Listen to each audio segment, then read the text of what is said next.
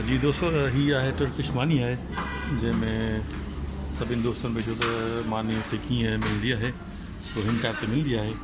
छोला अथव, चौराबा आहिनि, हीअ तव्हांजो छा चवंदा आहिनि इहे जीरा आहिनि, चिकन पियो आहे, मटन बि आहे सम्झो, ऐं हीअ बि सॉरी बीफ आहे, मटन आहे, बीफ आहे।